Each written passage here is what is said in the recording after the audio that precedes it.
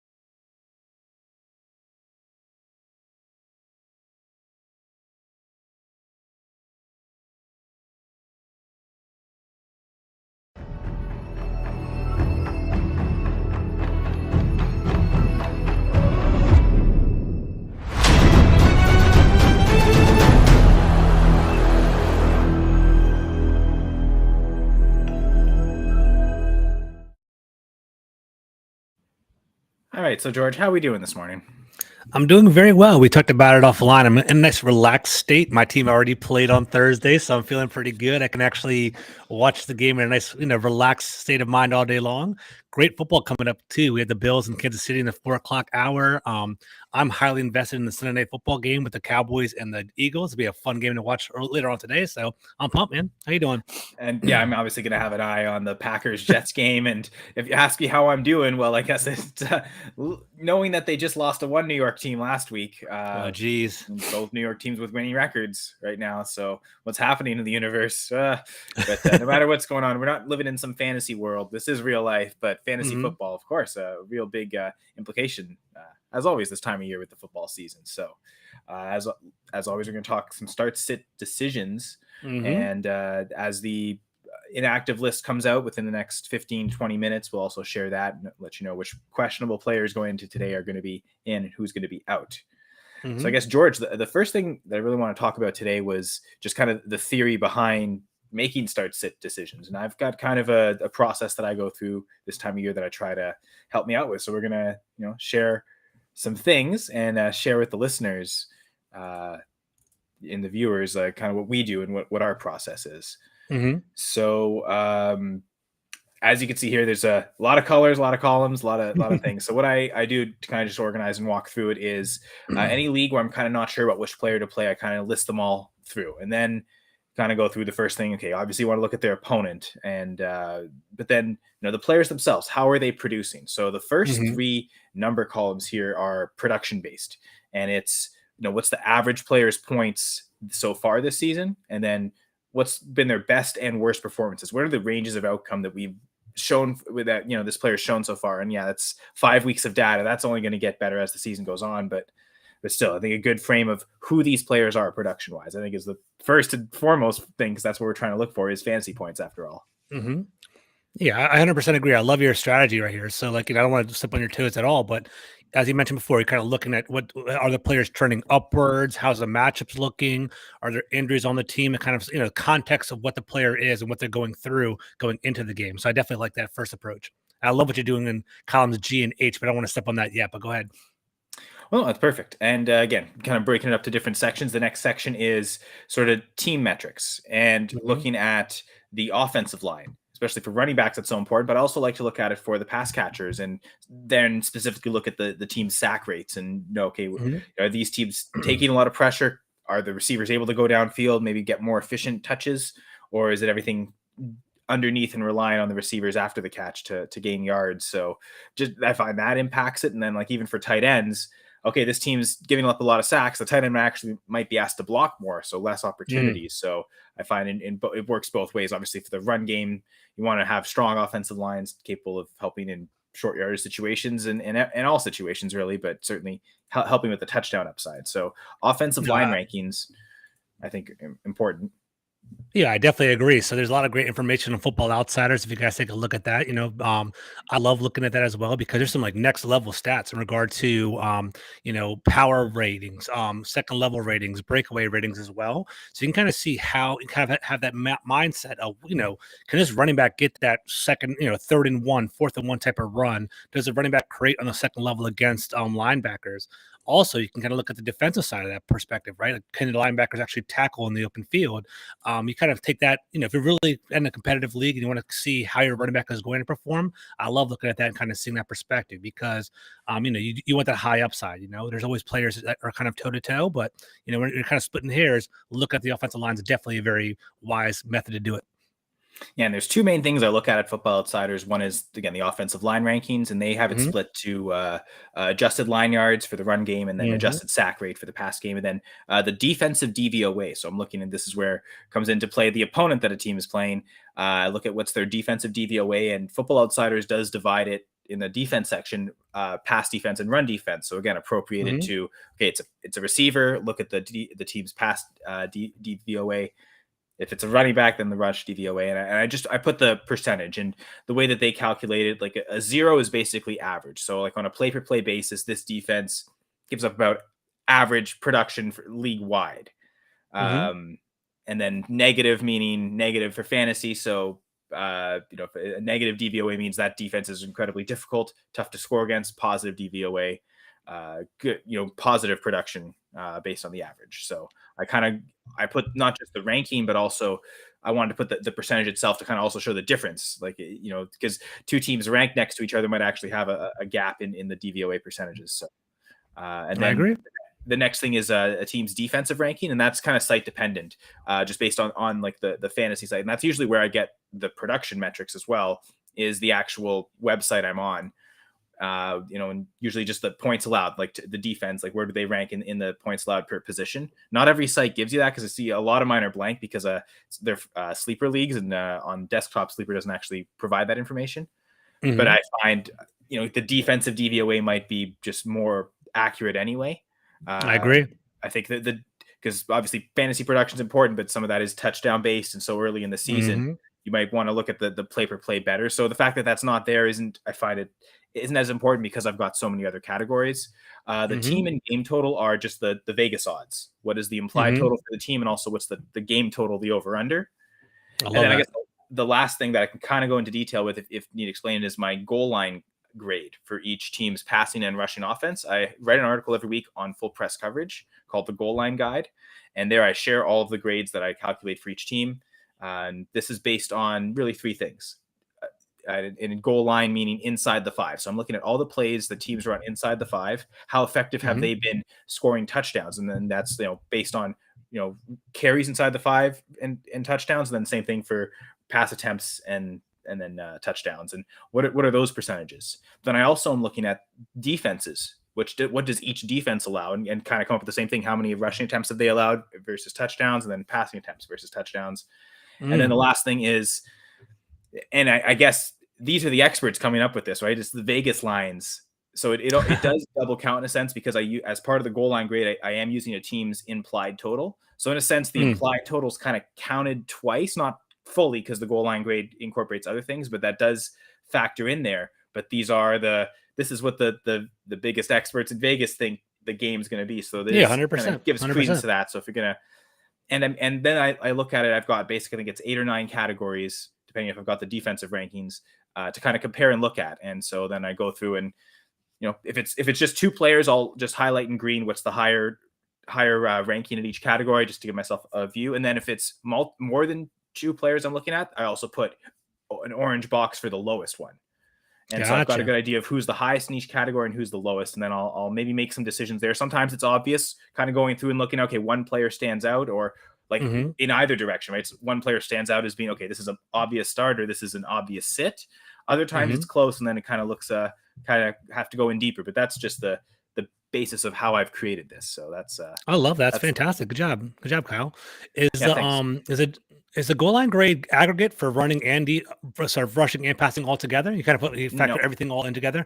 No. Okay. Each team has a separate goal line grade for rushing and passing. So you'll notice like Gotcha. on this chart, like we've got Will Dissly, 93.25, or actually that's a bad example because the other player is also a pass catcher. But there was an example of here of I've got, the two players you added, Darrell Henderson for Mm-hmm. the Rams is at a Mm-hmm. 46 for the goal line Mm-hmm. grade rushing, but then the Rams passing goal line grade is 76. So that's why Higbee Gotcha. gets a better grade there. Gotcha. Okay, cool. Makes sense. And then, I mean, again, I use this to help out my decisions. We can also maybe potentially use it to help other people. But so start 2 at wide receiver. This is from Bradley Richards. So first off, Bradley, thank you for joining and for the question. Dubs, Rondale, or Brandon Ayuk, and then flex Deion Jackson or AJ Dillon. Interesting. Okay, so I think the wide receiver question's easier to answer. So do you want to start there, or do you have something more obvious, easy to get out of the way first? Are you asking me? Yeah, because I have an idea here. Where do you want to start? Because he does have 2 questions, so we can start either way with the wide. Let's start with wide receiver. I think the wide receiver is a more interesting conversation. We'll go that route. So Dubs, Rondale Moore, and Brandon Ayuk needing. Sorry, not start 2. Start at wide receiver 2. I see. Oh, who to start at wide receiver 2? I still think I know where I would go. But you can see from my hat, I might be biased in that regard. So who do you think, George? Maybe we'll start there so we don't give the biased answer first. I was going to go with Dubes as well. I just think that I do see that Aaron Rodgers is starting to catch a groove. He's had multiple touchdown passes the past couple of games. He's starting to get a groove. And I feel like Romeo Dubes is starting to kind of find himself as well. The Green Bay Packers offense, there really truly isn't an alpha dog right now. I think Alan Lazard is getting a lot of the target shares, but I think Randall Cobb is actually doing pretty well as well. He's starting to kind of have that second renaissance moving up. But for me, it's like I don't see a very high positive game script with Brandon Ayuk with the 49ers. I think it's going to be kind of a slow pace, more of a rushing type of game. So I kind of would fade him there. Then it comes down to Rondale Moore, and I just feel that like he hasn't proven enough for me to confidently start him at wide receiver 2. So I'm kind of fading to Dubes right now. What do you think? Especially in a redraft league, that the thing with Rondale is you probably don't have too many weeks where you can use him. Exactly. But like I understand the temptation of, okay, maybe now before Hopkins gets back. Exactly. I guess the one thing that does go into that favor, and if we were to plug into this in the spreadsheet, I think it would stand out there, is the total, the game total. The Seahawks Cardinals game is the second highest of the week. And I mean, the 2 highest games are quite a wide margin. I think like there were quite a few games in like the 46.5, 45.5 over under, but then you've got the Seahawks at like 58.5, 51.5, and then Bills Chiefs at like 53.5. I mean, those numbers have kind of been fluctuating, but there have been 2 clear games that the Vegas odds makers are saying these are expected to be the shootouts. They're the only 2 games above 50. They've been that way all week. And so that is maybe the one reasoning behind Rondale, is that game looks like it's expected to be a big shootout, but then the Packers are also heavily favored in theirs that their implied totals, I think about the same as the Cardinals, to be honest. Both around 26.5. So while the game does look like the bigger total, the Packers do also get the benefit of their game. So yeah, my honest non-biased answer would be Dubs anyway, but you can say it's biased because I've got all the Packers gear on. But I mean, the one thing I can kind of confidently say, I guess Randall Cobb sort of complicated that and kind of took away targets from Dubs, but it seems like he's clearly top 3 on his team, and I would have thought top 2 before last week. So maybe Cobb it does complicate it a little more. We're kind of hoping that for Rondale, but he's clearly behind Marquise Brown, and it looks like Zach Ertz is still going to draw more targets. I guess he's fighting with AJ Green for wide receiver 3, so I guess maybe that's not too hard to overtake. I suppose Ayuk is kind of behind Debo, behind Kittle, so they're all kind of could be viewed as the third options on their team. I can see that. But I love your point about the 49ers of they may not pass much, so the third option probably less valuable. So I think we've kind of come around. It's Dubes, and if this is the same league, do you really want to put Dubs and Dillon in the same lineup? And that's kind of the complicated thing. I think no Jonathan Taylor. I'm trying to put Deion Jackson in as many lineups as I can. I agree with that too. And just not to step on your toes. Go ahead, Cobb. Well, I guess I'm saying, so I think we agree that Dubs and Jackson is the answer, again, assuming this is the same league. Now, if it's not the same league, do you go with AJ Dillon over Jackson? Because I think I might still have Jackson ranked higher in the running back rankings anyway. I agree with you there, and you probably have more of a insider insight on the team. But from what I'm gathering, and I actually have a lot of shares of Aaron Jones in multiple leagues, he's trending to get more carries. In the first 4 weeks of the season, AJ Dillon was kind of a 50-50 split, but now Aaron Jones is starting to get more of the of the rushing shares and also more of the red zone shares as well. And from everything that I've read, all the research all week long, this is the Aaron Jones breakout game. He's going to have a really explosive you know. I everyone's kind of favoring him in regard to it's going to be the breakout game for him. So I don't want to get involved in more of a 50-50 split. I think Deion Jackson's only competition is Philip Lindsay, I believe, with the Colts. So there's kind of that competition there. But, I expect him a lot of the, in regard to straight volume and have more, and in a close comp, probably fade more to Deion Jackson, in my opinion. Yeah. So I think that's well said. I think he was catching passes as well. So kind of used as a third down back and could potentially have some touchdown upside against the Jaguars. We know it's funny because that has been times a good defense, but other times has been an awful run defense that, you really want a running back getting volume against them and they'll put up big numbers. So yeah, I love going all in on Deion Jackson this week. So thank you, Richard. Bradley Richard, I should say. Mr. Richard. I guess good time to talk about my bookie, the double deposit match. Use the promo code PRESS22 and they'll match up to $1,000 of deposit. So if you put in $1,000 with the PRESS22 promo code, you'll get another $3,000 on my bookie. So you can make all sorts of picks. Like we're talking about all these over under Vegas lines, right? But I guess gotta jump on it. Yeah, for sure. And I guess back to the spreadsheet, we can talk about some of the specific decisions that we're having. So I don't know if can you zoom in at all on that, George? Give me 1 second. Sure. Thank you. No problem. Better? Yeah, I think so. I think so. I guess some of the ones I've already marked off is kind of the way to go. I've done a lot of talking with the tight ends. So I've got Will Dissly in one league or in two leagues where I was trying to decide between them. And I kind of went with him in one league in favor of benching Evan Ingram, but then in another league, starting Robert Tunyon. Now in that second league though, I had more complicated than just the starting tight end decision. So not only start tight, debating between who to start at tight end, but also two of the flex spots are up for debate. So that was one I hadn't quite fully decided, as it's not, as you see, the colors aren't fully filled out. So I've decided I'm going to go with Tunyon in the tight end spot, but the two flex spots are still kind of up in the air. So Will Dissly again, Juju Smith-Schuster, and Noah Brown. And the one thing about this league is tight end premium scoring. So an extra 0.75 per reception for tight ends. And what it's done is if you look at the average in that first column, you'll see that Will Dissly actually has the highest average of all four players, actually, including Tunyon, kind of showing. And I know a lot of it has been based on touchdowns with Dissly, but also showing where the player with the lowest average is actually Juju Smith-Schuster. So the tight end premium, meaning these receptions are creating a higher average for these tight ends. So because I don't usually love flexing a tight end. I figure it's you either have one elite one and then that's all you need, or you're struggling to find your starter. And if you've got two guys you're not sure about, you probably really should only start one of them every week. But with the tight end premium scoring, it kind of makes that threshold of suddenly you can flex some of these tight ends. So what's the benefit of that, Kyle? How many more points do you get if they score? So an extra 0.75. So if they score touchdowns, it's the same, but it's just per reception. So every catch that a tight end gets, they'll get 1.75 instead of just the one PPR. Gotcha. Okay, then I would definitely start fading more of a tight end in that league. Looking at this, it is kind of I would probably more fade a tight end. Will Dissly, probably he has more of a higher average. He's getting a lot of targets over there in Seattle. Robert Tunyon, I do like him. He actually was more of like a touchdown hound last year, but he's still kind of finding his way, I guess, in the offense this year.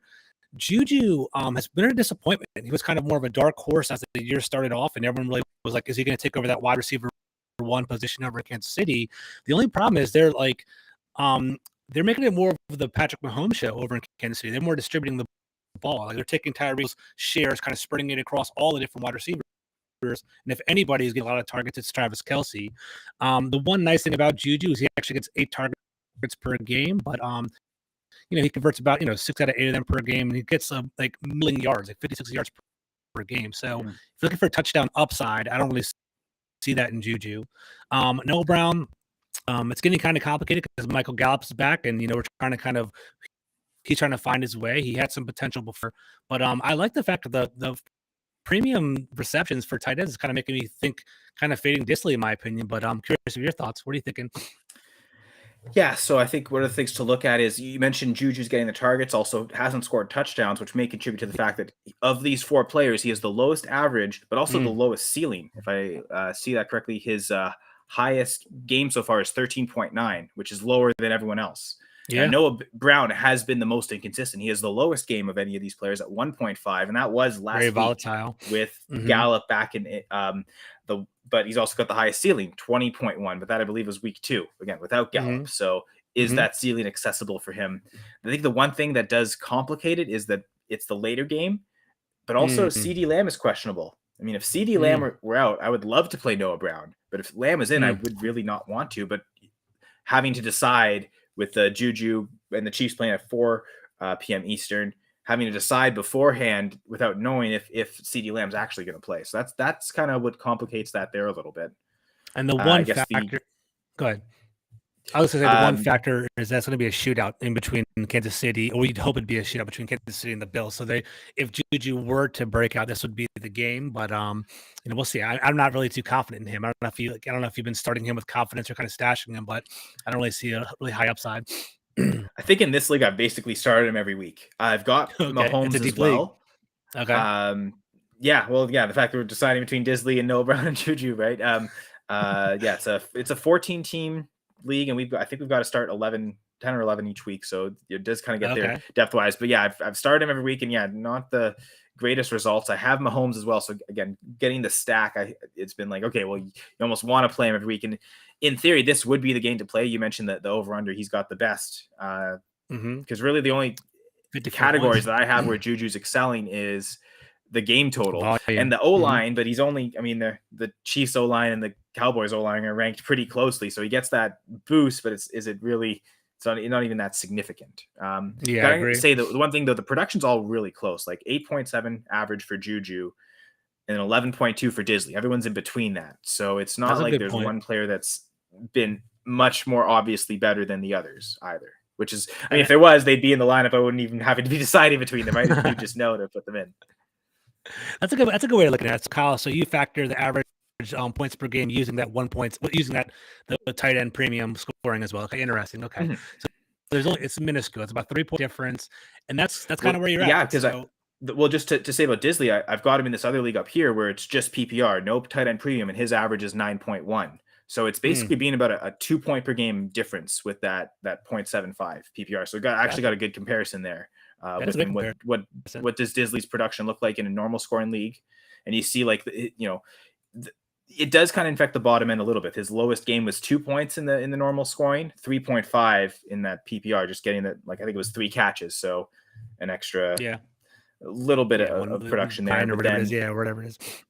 But then again, it's only 0.7 extra per reception. And then the high end is where it kind of changed a little bit, 16.9 to 13.9. So a 3-point difference there at what was his best game. So let me ask you a question, Kyle. So this is I love this show because we talk about theory and basically how approaches to the game. So does your opponent's lineup affect your rationale and who you're going to start, right? So sometimes when I'm caught in A versus B options, which one would be better? Sometimes I go with the guy higher upside because I'm seeing my opponent. They might have a team that may have more projected points for that week. So I'm going for that gold as opposed to going for that high floor. Do you ever consider that at all? How do you feel? I tend not to, and I almost think I almost kind of assume I'm always playing good teams, and maybe this is something more for the playoffs. But if I'm not sure, I almost always want to default to ceiling, assuming that I'm going to always need the highest upside possible to beat my opponent any week anyway, regardless of what the projections say. So I tend not to look at it too much. The one league where I might is if it's a 2-copy league. And I play in one of those where there's 2 copies of every player available in the league.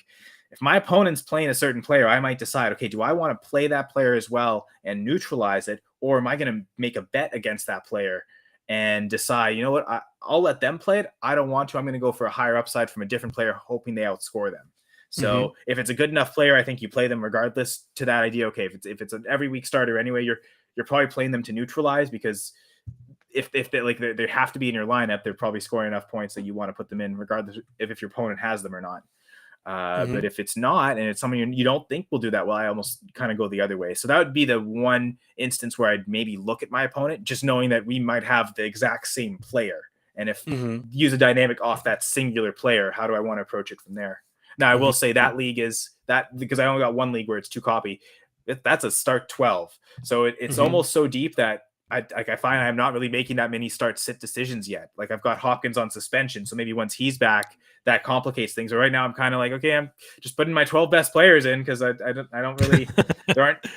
I think where that line is, and like that's a league where it's funny, because one of your decisions is Kittle versus Higbee. That's a tight end premium league where I can play both. And one thing that complicates your decision, George, unfortunately, is we don't know if Tyler Higbee is going to play.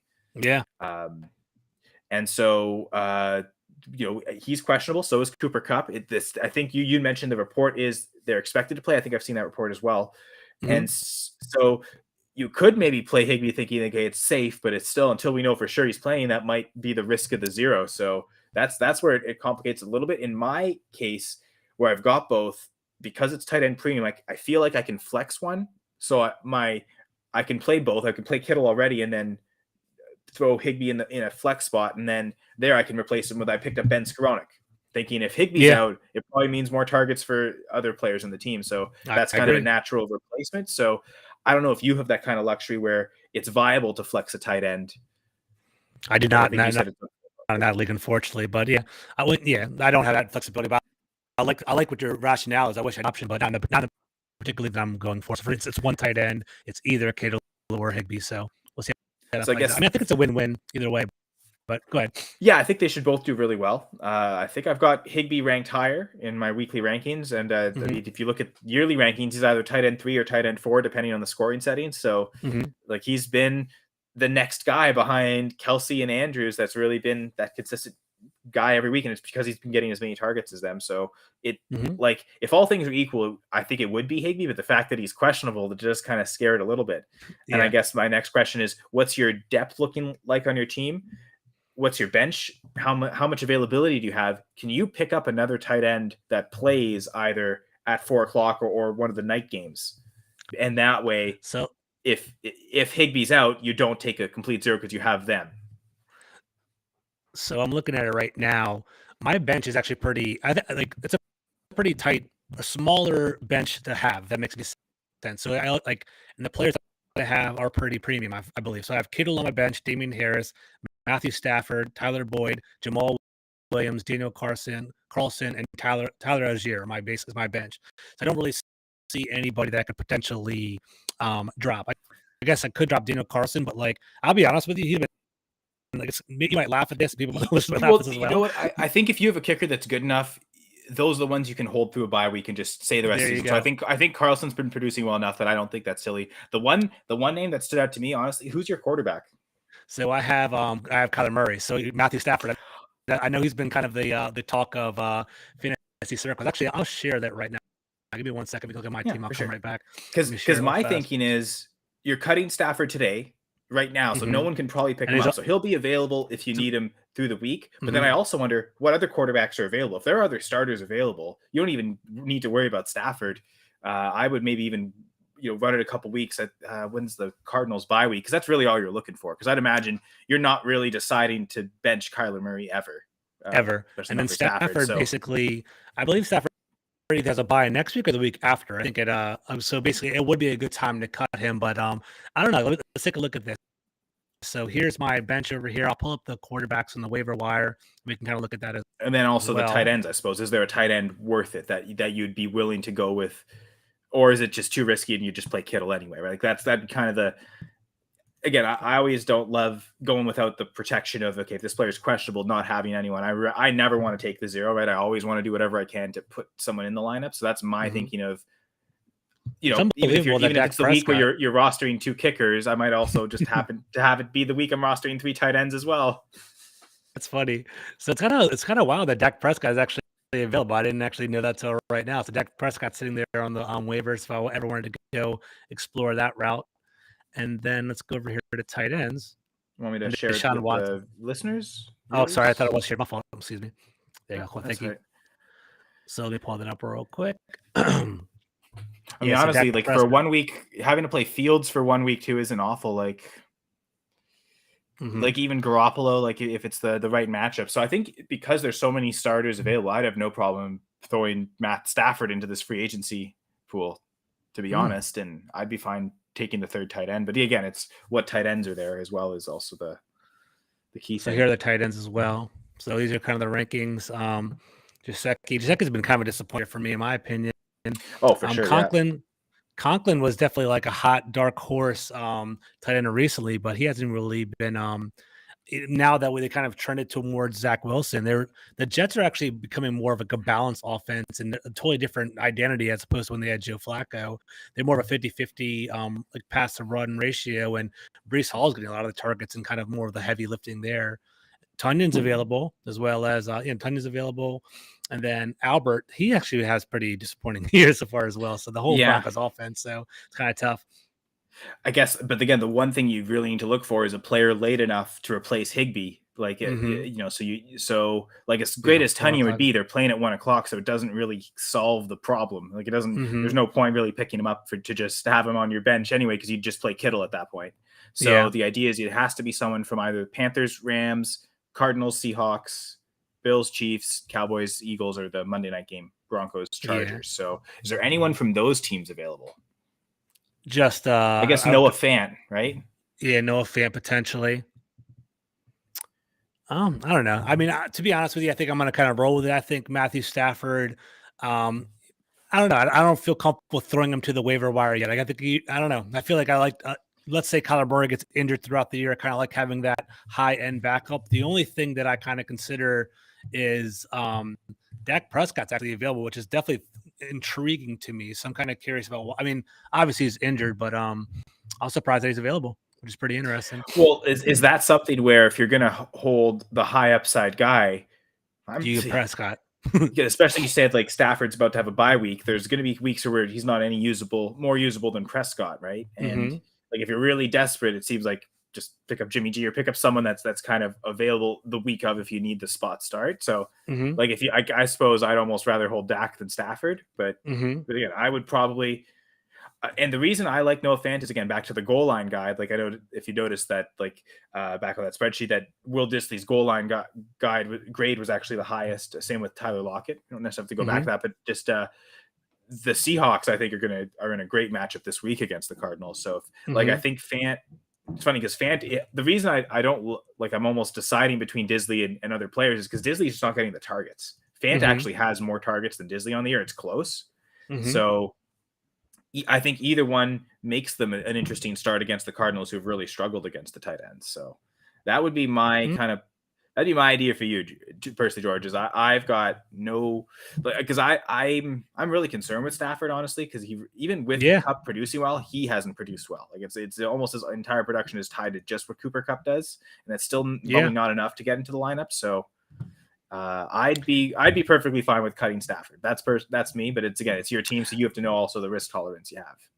No, I agree with you 100% because I've actually looked into it as well, and that's kind of the talk of the town. Of people that actually have ear to the ground for fantasy, Stafford is a high cut candidate this week because basically he plays Carolina, and that's a plus matchup if you're going to play him. But then you have a bye week, and you have San Francisco and Tampa Bay back to back, and right there, you might not even play him for the next month.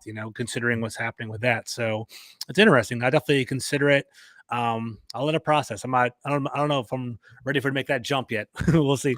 Because I think the one thing is also knowing that you'd probably just cut Noah Fant next week to go pick up another quarterback. Like knowing that you're really, because if Murray gets hurt today, he's already in your lineup. You can't do anything about it. That's true. It would be for next week anyway, right? So knowing that you're also just, this isn't a permanent decision to go without a backup quarterback. You're just doing it for this week because you don't need a quarterback this week, and then knowing you're probably just cutting Noah Fant next week to go pick up, maybe it's Stafford again, or maybe it's Dak Prescott or whatever other quarterbacks there. So that'd be the reasons I would do it. But again, you have to kind of make that decision. And I guess we can make the decision here to go with some listener questions because they need our help too. But again, part of the reason we talk about our own teams is we can kind of give the insight to the process behind those decisions, why in the context of of why we're making a specific decision, whether it's start, sit, or in this case, even pick up and drop players as a way to roster manage on Sunday. But Joel, who always joins us, appreciate that, Joel. Should I start Irv Smith or Dawson Knox at tight end? I've got some game theory of when you see a game like the Chiefs and Bills, if you can get any exposure to it in your starting lineups, because like that's a DFS thing, right? Okay, try and pick this game. When you're managed season-long teams, you may not always have a player that's on those big scoring games, but if you have the chance to, I think it's primarily to do it. So I say Dawson Knox. Yeah, I think it's kind of the safer bet as well. I'm actually trying to pull up some of my notes on the side. Irv Smith has been a hot topic actually going into this game. People are saying, he's a must start. Let big Irv swerve is kind of the whole fantasy jargon that we keep hearing about. But I definitely see that upside. I see Dawson Knox. I agree with you. I think with this high scoring game, I think, what do they combined for about 80 points last time they played together. The Bills and the Chiefs. It's going to be a really explosive game. 54 points projected altogether. I definitely want some stock into that. So putting in Dawson Knox would definitely be intriguing. Plus, it'll be fun to watch as well.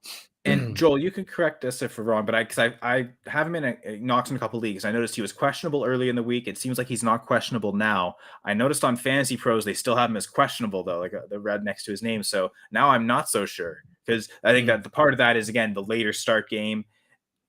If Knox really is a game time decision, we're not going to know if he's in or out by the time you have to decide whether to play Irv Smith or not. So that's the only complicated thing. I had thought we're in the clear, which is why I was kind of felt confident in Knox. But I totally understand then this would come back to maybe not, because like you said, Irv Smith's been doing well and getting reports. He's been getting the targets as well. I think he's among the top 12 tight ends in targets, which means he should be rostered if he's getting that volume. So you can't really drop him. This would almost be one thing I might go look for, again, another tight end that plays late, like even if it's Ian Thomas or something, or Noah Gray from that Chiefs Bills game, right? Like someone who also is playing at 4:00 to just stash for 1 week. Because I sometimes in redraft, even in dynasty leagues, because dynasty leagues tend to have larger benches to be able to do this, but having one spot on your bench that's just a utility spot for, this is a player I need for this week because of the timing they play. I agree with that. As kind of just that you're just cycling in and out that player every week. So that this week, like in your case, George, holding the third tight end, you won't want to do that every week, but this week is the week to kind of do it because of when the matchups are. So I might look to just have a third tight end, but I think you and I are both saying the same thing, George, and say this to Joel. We'd play Dawson Knox over Irv Smith, but maybe just have an extra tight end that plays late enough to cover yourself in case. Because I guess, and the thing is, that third tight end is probably not going to be good as Irv Smith, but I also don't think we're expecting the same type of upside from Irv Smith like we would like a Tyler Higbee. So where I don't mind going down to the replacement player from there. Whereas I could see your hesitation of maybe Noah Fant so much worse than George Kittle if you're scared about Higbee just playing Kittle right off the start and not having to worry about it. In your case, I feel like that probably applies more than it would to Irv Smith. As much as we like him, I think he's a tier below George Kittle in that regard. I agree. I was just going to say, looking at his target shares, there's a steady high floor for Irv Smith over the last 4 games: 8 targets, 6 targets, 4 targets, 5 targets. So he definitely is getting his share from Kirk Cousins. I think they're going to use him as well, but I don't know. It's pretty interesting. So like he averages about 5 targets per game. Yeah, but I do like investing in Dawson Knox in this high scoring game because I feel like he will potentially get a touchdown. So apparently Joel is picking up a third tight end. Again, like Noah Fant's the one that stood out to me. I've picked him up in a couple spots this week just because, again, I've got the goal line grade on the Seahawks is so high. And I think the Cardinals are not a great team against tight ends. So whether it's Noah Fant or Will Dissly, I think they're both solid options to be as probably outside the top 12. You don't necessarily want to start him, but if you have to, you probably do a lot worse. So I'd look for the 2 Seahawks tight ends first, and then see from there who else is available. Like I said, Ian Thomas comes to mind from the Panthers. Because I'm just thinking like Zach Ertz isn't going to be available, neither is Kelsey, but like Noah Gray might be, like Noah Gray from the Chiefs. That would also be beside the Seahawks guys. I might actually prefer Noah Gray, even though he's the backup tight end. If we expect Chiefs Bills to be so high scoring, you never know who any player could score touchdowns, right? So that's maybe all you're even looking for at this point. I suppose if Dalton Schultz doesn't go, Jake Ferguson, the rookie tight end from the Cowboys, would be an option for the later guys. Actually, Donald Parham, I've got him in a few leagues this week where I've got him. Some instances it was for like Keaton Allen or other players where I could just hold Donald Parham as, because he's playing Monday night, he can replace whether it's your starting tight end or a flex player. So Donald Parham might actually be a good one to pick up if he's available, because with Gerald Everett as the starter, he's used the backup. He may not be rostered. I might almost prefer that. I mean, actually, I'd still prefer the Seahawks guys, but behind Fant and Disley, if they're not there, I think Donald Parham would be a good guy to go for Joel to try and pick up. And likewise to you, George. But if we can get to another question, Edward Zhang. Godwin versus Pittsburgh or Sutton versus the Chargers? Full PPR, already starting Fournette and Mike Evans.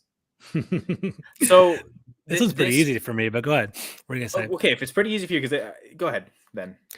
I was going to say, considering he's already starting Fournette and Mike Evans, you don't want to overstock on too many players on one team. Despite all the Broncos issues, if there were to be a big play, if there was going to be a lot of targets, it would be to Courtland Sutton.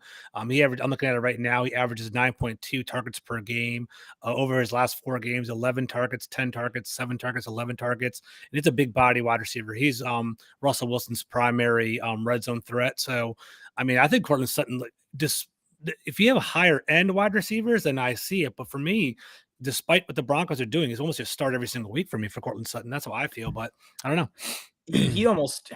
I was almost going to say the same thing. To me, the question might almost be, which Buccaneers receiver do you want? Do you want to play Mike Evans or Chris Godwin? I would probably default to Mike Evans as well, but I almost think that might be the question, because I think Edward knows this, right? The fact that he's pointing out that he already has Fournette and Evans, I think that they're aware of the fact that this is not ideal to have this many Buccaneers players, especially considering the matchup. Like, they're heavily favored. They should score points, but will the Steelers score enough to keep up? That's what makes Lenny such a great play this week. But yeah, if the Bucs are playing the Bills or the Chiefs, and it's that kind of 50-point over-under game we're seeing, okay, I don't mind overloading then you stick 3 players in from the same game, but it's got to be one of those where you expect it to be really high scoring. And I mean, so far this year, the highest scoring game was Seahawks Lions, the offensive dynamos. Those teams we totally saw that coming, right? So you don't always predict when those spike games are going to be. So yeah, I think I would definitely play Sutton as well. And then probably as is Fournette and Mike Evans still. Still questions about Godwin. I know he practiced. It seemed like he practiced fully this week. Like, he's probably the best he's felt all year, considering he tore his ACL last year. That makes sense that the further removed the further he'd feel better. So he probably is healthy finally. But I don't know. I still kind of view Evans as the guy, but like you said, with the targets with Sutton, he seems like the clear passing game alpha there. I agree. So next question from Daniel Pierce. It's funny that Alec Pierce, Damian Pierce aren't in the question though. That's hilarious.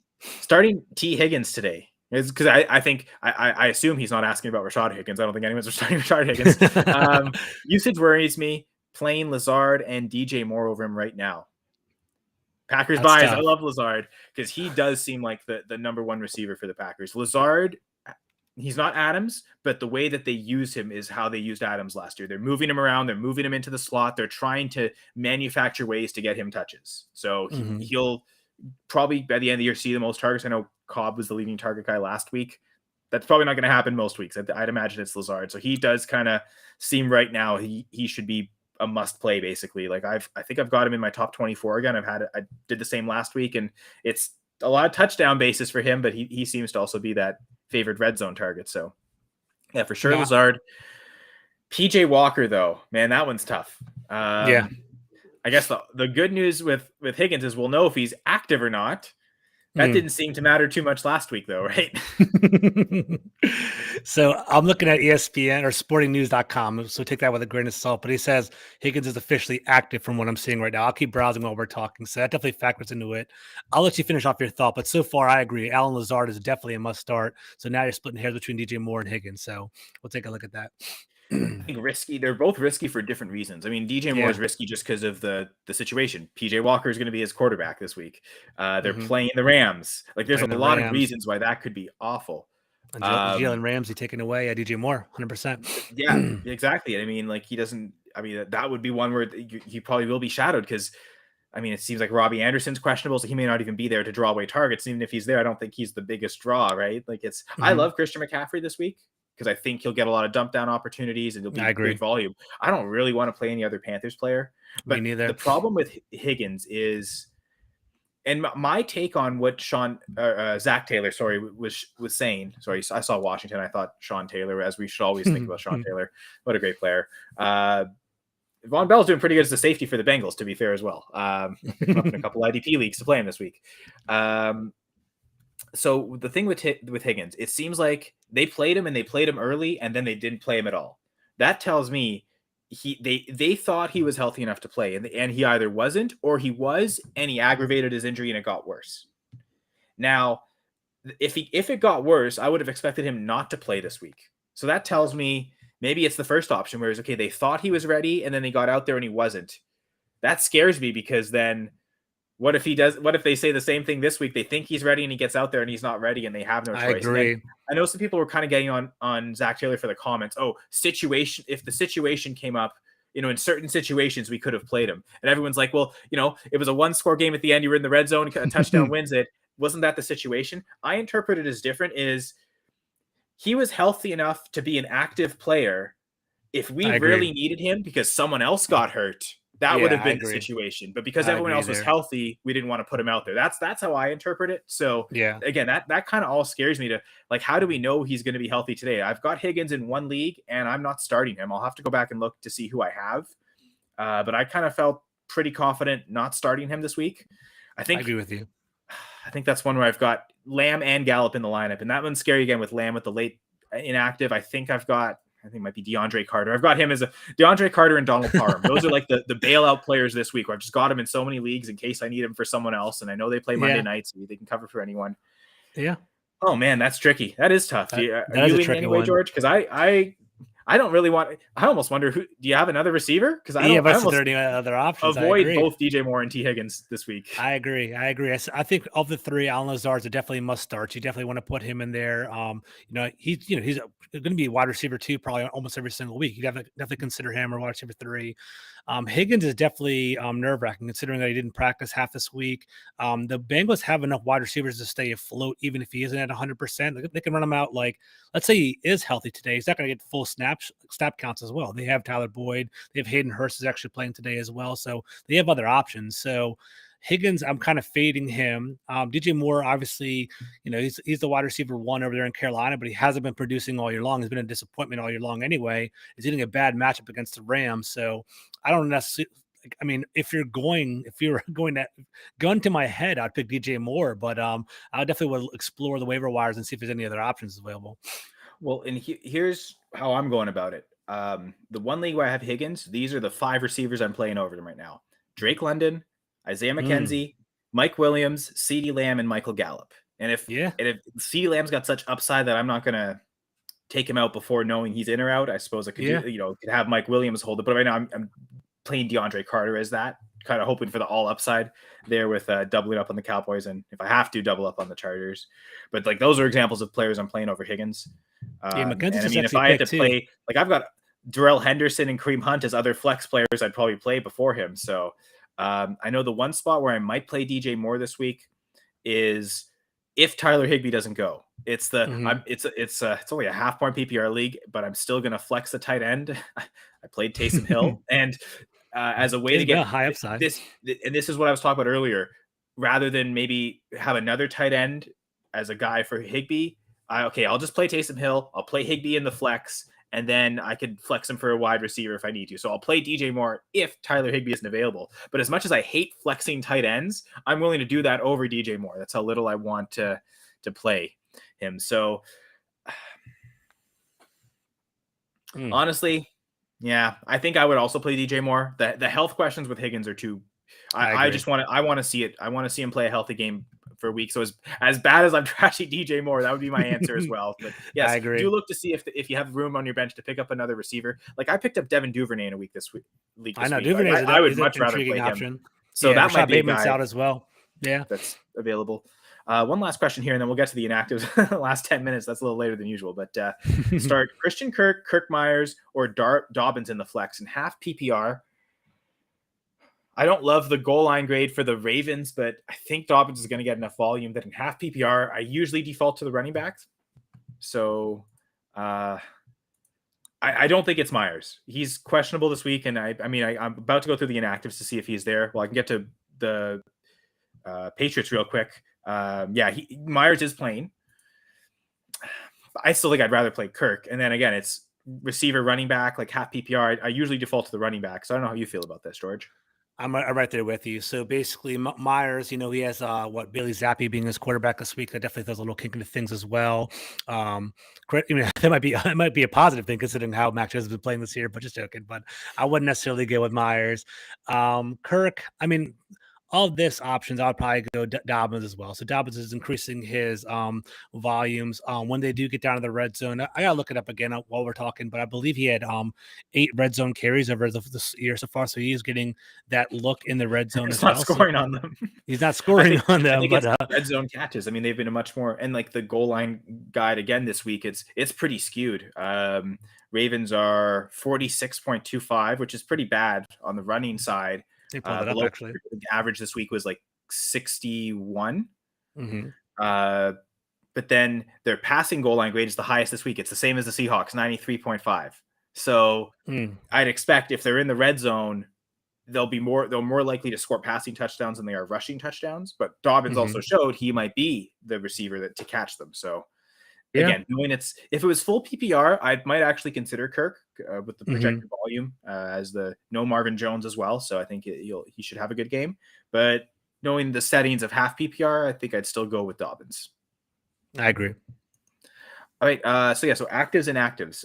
So I mentioned with the Patriots already, Jacoby Myers is active, but Damian Harris is not. So anyone who is all in on Stevenson, that should still be fine. Looks like, I guess the backup would be Pierre Strong, the rookie, and then behind him is Kevin Harris, another rookie. So I'd imagine Stevenson gets most of the work. I looked it up. Stevenson right now is tied for second on the team in targets, 29 targets.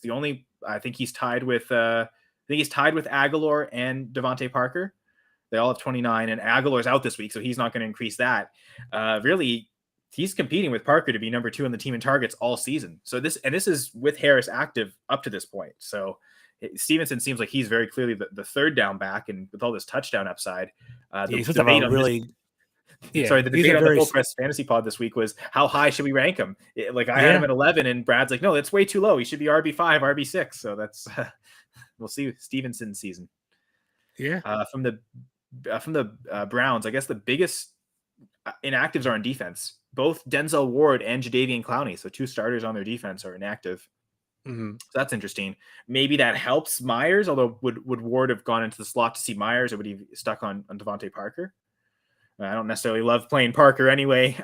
This wouldn't change it, but for the 49ers, Falcons, don't really see any fantasy relevant players. The 4th string tight ends are inactive, Tyler Kroft and Ferkser, but that makes sense, which I guess means maybe they're more confident in Kyle Pitts' health this week. It's still tough to start him. Bryce Hall's inactive for the Jets. Not Breece Hall, though. Don't worry. The cornerback, Bryce Hall. I've made that joke a few times. I really shouldn't freak out people with that. As someone who's recently traded for Breece Hall in a Dynasty League, it's full go. I had him at RB5 this week. I think Breece Hall is going to feast against the Packers defense. Now it's all about the Packers scoring.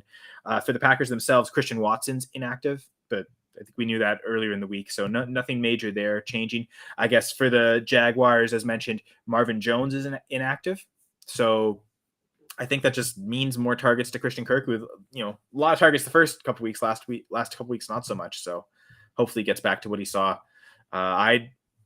Unless you're deciding between a running back and half PPR, I'd be looking to start Christian Kirk anywhere I had him. So I think the couple leagues I do have him in, and he's jammed in the lineup every week now. He's kind of one of those receiver, an every week starter at receiver. But if you've already got 2 really solid established guys ahead of him and you're deciding the flex, that's where I'd consider benching him. But I don't have the luxury in any leagues I have him in of being able to bench him. I don't think. Nyheim Hines, Jonathan Taylor inactive, as we mentioned earlier. So Deion Jackson should be the lead guy with Phillip Lindsay behind him. Vikings, Dolphins, nothing surprising. Tua is out. So Skylar Thompson gets the start for the Vikings, but Teddy Bridgewater is active, which I found weird. Is he not healthy enough to play? Then why is he active? I guess it's just because they don't have another quarterback. Yeah, probably don't have 3 quarterbacks. It's crazy.